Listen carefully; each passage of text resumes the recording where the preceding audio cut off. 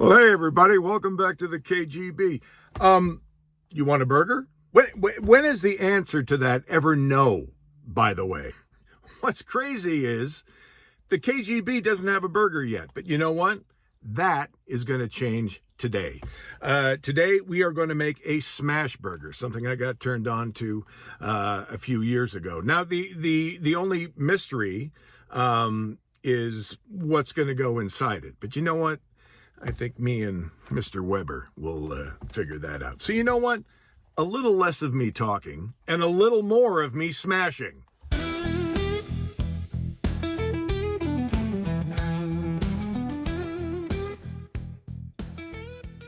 Morning, sir. Good morning, sir. Well, just poured my breakfast. I'm ready. You want to go? My nuts are warm. They're nuts. Here's what I'm thinking, right? So there's no definitive hamburger, right? So why don't we? So here's Bradley and I went off and we did like a burger judging thing, and you know, one of the top ones that came out of that was the Carl's Jr. Double Western Bacon. Wow. So That's my personal favorate, by the way. That's Is what I that always really? get. Yeah, that's what I always get. I had. Did you know I used to be the voice of Carl's Jr.? No, I didn't know that. Oh my I god. was Mr. Beef. It was shortly after I moved here to LA. Oh my. Basically, what was me in a T-shirt that had Mr. Beef across the front, and all I did was threaten people to eat burgers. That's an odd way That's a of bit of a selling hard things. sell. That's not really soft sell. No. That's more of a hard sell. Yeah, Let's do this. okay. Let's make let's do a KGB take on a bacon double. What do they call it? They call it the double western. The double western. That's what it. The double western bacon cheeseburger. Oh. So let's do that. But let's call it Mr. Beef. Now I'm going to have to think of foods to go with every one of the roles you've ever played. That'll be fun. I'll enjoy that. Be careful. There's a lot on my resume I don't admit to. I will say we'll have to do a Bob Dunkanator. Oh, Which is from the show, Very or it was the Dunkanator, or it was the Bob Witch. Can I slap your microphone a little more? All right. What were we doing? Making a hamburger. Bacon. What? Bacon Western double cheeseburger. The Mr. Beef. yes. Right. That's it, We'll KGB it, as it were. Yeah. Let's caramelize some red onion. Yep. And obviously, there'll be bacon, cheese, a little jalapeno and pickles, some barbecue sauce, and then you know what? And then a little something I'll save for later. Oh, Okay, red onion. Why? I like red onion because red onion is sweeter. I was a line cook at Howard Johnson's. Were you really? Yeah. Were you yeah. really? Just out of college, yeah, back in the 80s. And That's really cool. and I was really? I was a line cook and I was too slow. So then they moved me to prep cook. And Okay. I learned a lot of things as prep cook. All right, well then this is Howard Johnson Onion Cutting 101. Take it away. Well, it's a red onion, so it's not going to make you cry, so you can cut right through the root at the bottom. And then the little flower at the top, you can cut through that. Now, we didn't wash these, and why? Because with one cut, I can just take off the jacket. Take off the jacket. And then I'm going to go home and de-jacket some onions. So we're doing relatively thick slices. Yeah. You don't want to stick your fingertips out like I do so that the knife might get them. Pro tip. Pro tip, but you get some beautiful slices. Done. Nice. Let's head over to the pan. Oh, maybe not have the paper towels next to the open flame. Okay. I mean, you've got your rules. I'll follow them. We don't need any more of your orchard burning down. Oh, good Lord. Sorry, you got to give me trigger warnings on those. Jesus.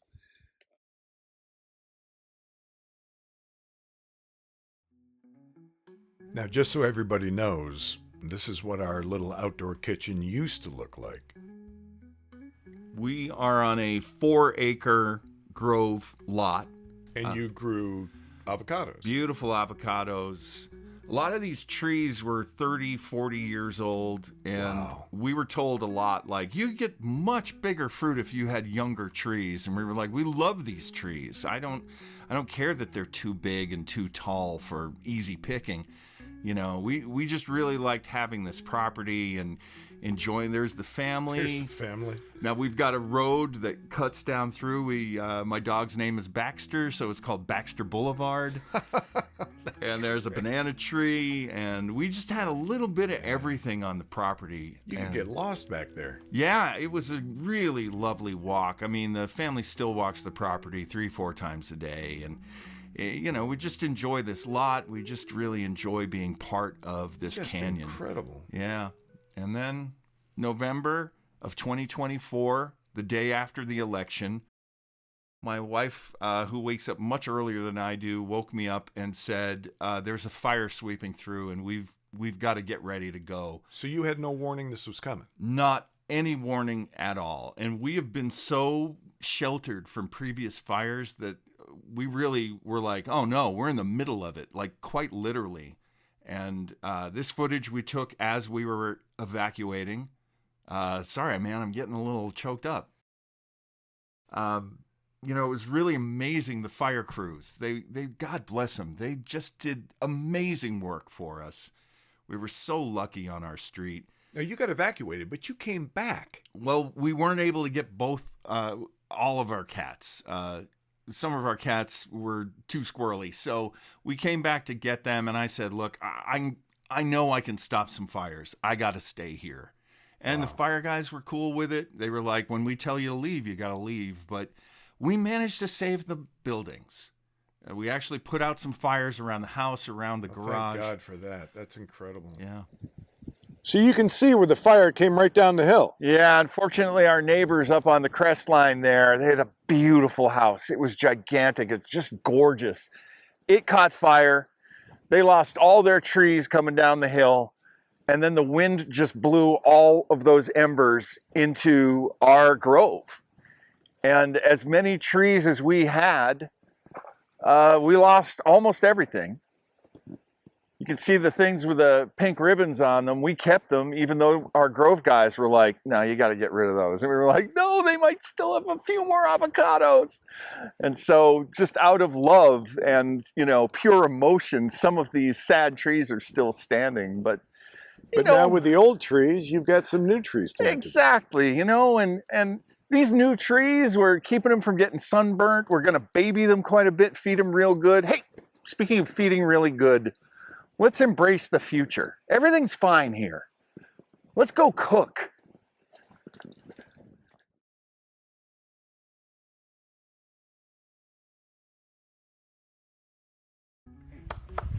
Hey, hi. Hey, Look at that face. Look at that face. Arr. Oh! Boom. She got the bad knee, right? Man down. Man down. Man down.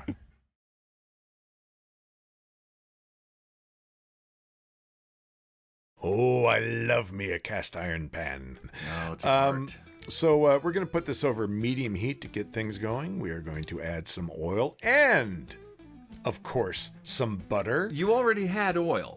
You're adding butter too. Yeah, you know why? Why? Because it's butter! Ow, my ear.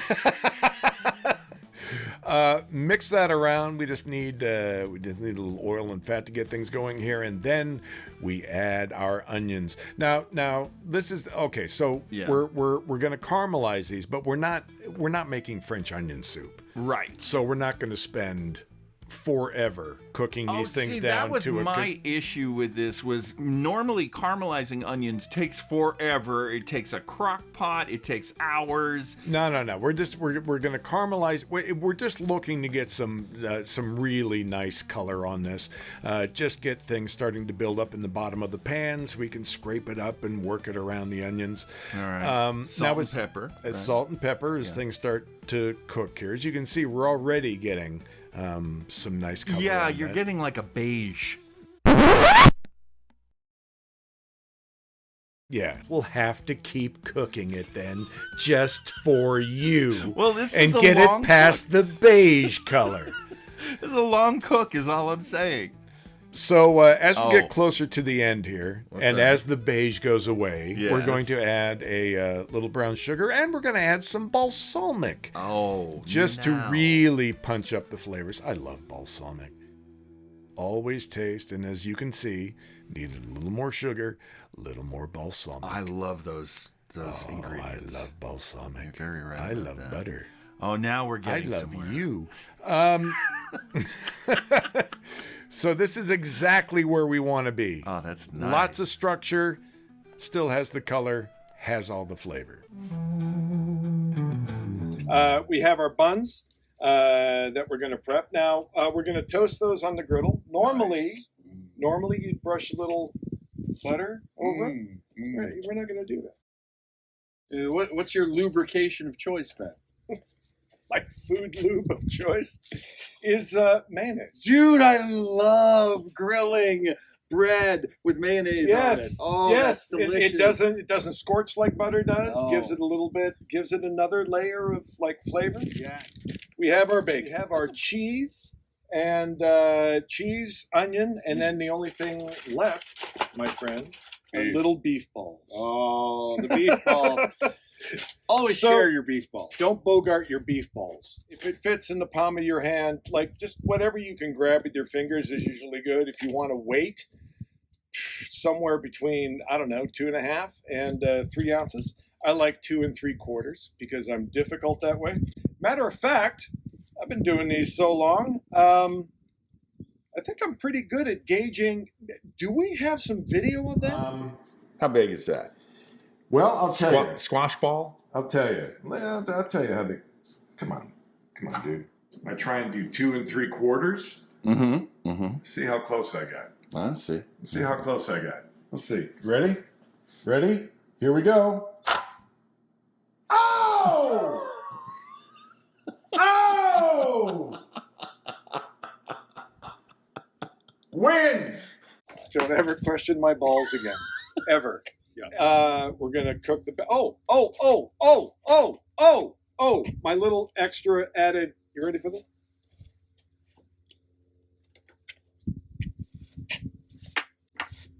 Hash brown patty. Hash brown. Hash brown patty. Now you got to trust me on this. This actually isn't my. A buddy of mine turned me on to this.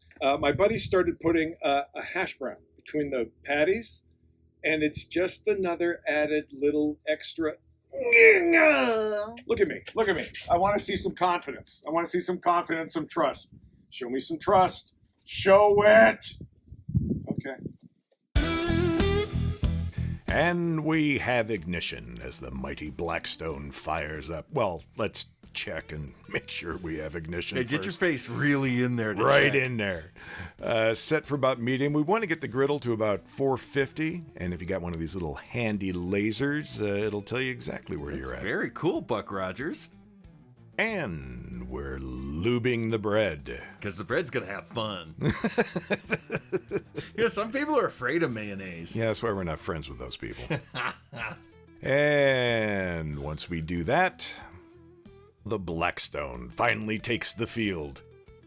I've put a little oil and butter on here already for the hash browns. Yeah. Obviously, the hash browns are going on, and here comes the bacon. Bacon's a real big deal here. I'm gathering. Bacon is always a big deal. You know why? Why? Because it's bacon. I knew I was going to make him do that. You'll notice we're not cutting away from the bacon. Why? Because it's bacon. That's nice bacon too. You got some thick cut bacon there. Like if you're not sitting back in your chair right now enjoying this shot, you need to go to another cooking video. because all we're going to do is disappoint you. By the way, guys, for the next 20 minutes, it's just going to be bacon cooking. Not literally, guys. Well, I guess I would like it to be. That's not a bad idea for a future video. One thing to realize is maybe keep things moving a little bit. Oh, yeah. Check, see how the color's coming along. Once it gets to where you want it to be, flip it over, and let's get some color on the other side. So you're rendering the fat down. You're liquefying Absolutely, as much fat. but not all the way. Listen. Yes. Listen. Yes. I like my bacon chewy. I do not like my bacon crispy. I like my bacon to have a little bit of fat on there. And but the fat that does render, by the way, put the hash browns in it. Don't let that fat, don't let that grease go to waste. How delicious. How delicious. You're forcing those potatoes to soak up that bacon grease. I love it. I know, I'm very envious of the potatoes right now. Look at that. I wish I had that color on my face during summer. Now, once the hash browns are off, I've actually wiped the griddle down from all the bacon grease. Re-oiled. And re-oiled. I've actually kept the bacon grease in a handkerchief that I'm sucking on right now. And it's time to toast. I love a toasted bun. I've heard that about you. Yeah. Yeah. Keep checking to, until you get to the color you want. Always check. Don't assume that you know what's going on the parts you can't see. You'll notice I'm pushing in the middle there to make sure the color is even. All right, now, before the stars take the stage, it's time for secret weapon number 1. A little beef tallow instead of oil on the griddle. So this is Wagyu beef tallow. Wagyu, because we're fancy. And tallow is... It's just rendered beef fat. It's just putting a little more beef flavor into the burger. So you take your beef orbs, and then get yourself a burger press and a little patty paper. I have never seen patty paper before. You know, patty paper was the name of my first girlfriend. Oh, that's sweet. Back in elementary school. I miss Patty. Now look, you can use the back of a spatula to press these. You could use the flat of your hand, although I wouldn't recommend that. No. But you know what? If you just invest in a nice heavy burger press, it makes this so much easier. Get it as flat as you can. Start building up that crust. Just press it down like that beef ball owes you money. And then once everything's pressed down, time to add a little seasoning. Of course, I left my seasoning back at home, my fancy seasoning. But you don't need fancy. You don't need fancy, honestly. Salt and pepper, there's just no better seasoning for a good burger. So we're fine with that. Now, this isn't going to take very long at all, and pretty soon you're going to find yourself flipping the burgers. Look at the crust. Look at the crust on the outside. Delicious. Now, you may think we're going to be finished here. I think this is it. We're going to add a little butter. Oh, my God. Why are you adding butter? You know why. Come on, you tell me. You tell me. Tell me. Because it's butter! Look, didn't that feel good? Yeah, didn't that feel good? It feels great. Let's face it, nothing goes better than beef and butter. It's the perfect combination. That would be a great buddy movie. Beef and butter. Chief, I'm beef, he's butter. Then, of course, it's time to add the cheese. American cheese, 2 slices of American cheese, different colors because we're fancy. And then you close the lid here, get everything melting, and then, boy, once it's ready to go, let's just build this sucker. Yes. Stack me, baby. Stack me slowly. Now stack me easy, don't you know? These rolls are nicely sealed off, so when you put the sauce on them, the sauce sits there. It doesn't just soak in. Not everything. It doesn't get soggy at all. So look, there's no real order in stacking this. I just did it this way, honestly, because it takes a better picture. So little sauce on the bottom. First patty, and then of course we add those onions, and then we add the bacon.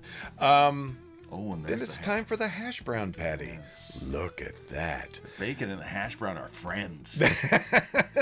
Oh, and your second patty. And there's another patty because that's it's a double, because this is our take on the double Western, right?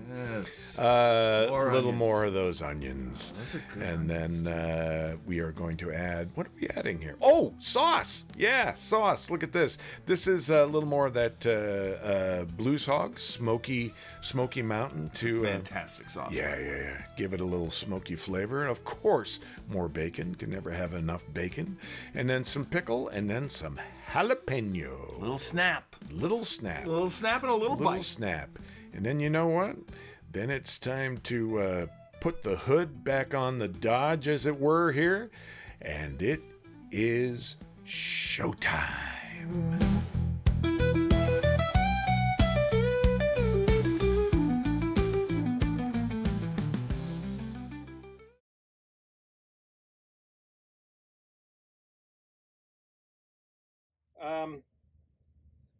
Shall we? Let's. Here we go. Man, that looks so beautiful.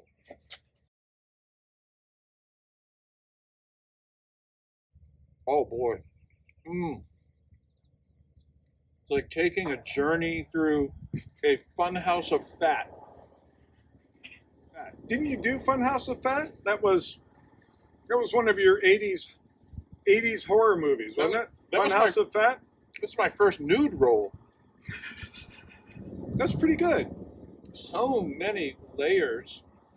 I mean, Like, there's a lot going on. Mhm. there's a lot going on in that burger.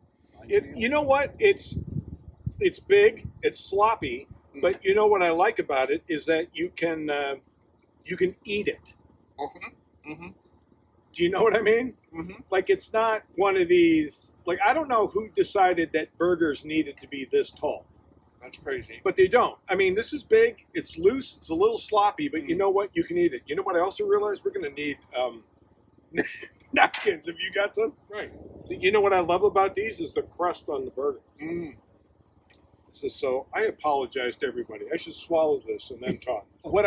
This is what I love about smashburgers, is that you get that crust. You still get, like, it's still a juicy burger. Yeah. But you get that crunch on the outside. Everything in this burger works. The hash browns are a real secret weapon here. Yes, I think so. Yeah. So the mix of the tallow and the butter, I think, is a really good combination. I'm always saying this. Fat loves fat. Fats go That's together. why we're friends.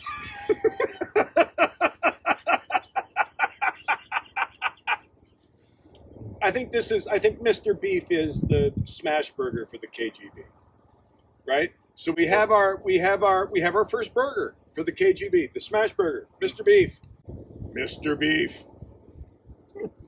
Eat it or I'll hunt you down. I know you did a pizza commercial. I did. I was a Domino's guy. They had this thing next to me. And I would just bite the pizza, eat the pizza, da-da-da, for hours. And one of the prop guys came over and said, "You never used your spit bucket." And I said, "My what?" And he said, normally people spit out the food between takes. It was like, this food is delicious. See, that's the commercial. The commercial is shooting a commercial, and the guy doesn't use the spit bucket. He just keeps eating all the food. Can I confess? Oh my Lord, this is season 2 of Lodge 49. When I was shooting season 2, if you look at pictures of me in episode 1, and you look at episodes or pictures of me in the last episode, it's a dramatic weight gain. I figured out Atlanta. Like, I figured out where I love to eat. I figured out, had my my little pub down the way, had my Guinness and wings and whatever. So I was still working out, but oh my Lord, I was eating so much. So we're shooting late one night, and they bring in second meal. Some fast food burger place. Naturally, I ate a few as we're shooting. The night ends, and I'm walking off set, and I'm walking to go, and the guy at craft service goes, You want some burgers to take home? I'm like, no. Listen, honestly, I'm good. I don't. He's like, look, I've got all the. I'm going to have to throw them away. And he hands me an entire bag of burgers. An entire bag of burgers. I want to stress this point. An entire bag of burgers. As many of those burgers as you could fit into a bag. Oh, God. And he goes, just take them. You don't have to eat them, whatever, but, maybe you can reheat them, have them tomorrow. I ate that entire bag on the ride home. On the ride home! I got in my truck and I started driving back to where I was staying. And the bag was just sitting in the passenger seat. Open it up. I'll just have one. I'll have one. Had the first one. First one's pretty good. Had a second one. As I was pulling into my place to park, I was still reaching in the bag and digging through all the wrappers, trying to find another hamburger at the bottom of the bag. Is that the saddest story you've ever heard in your life? It is, but I don't judge. Thank you so much for the butt.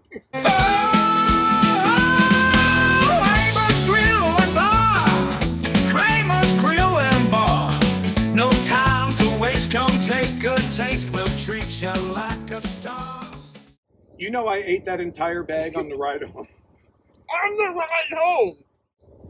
Is that the saddest story you've ever heard in your life?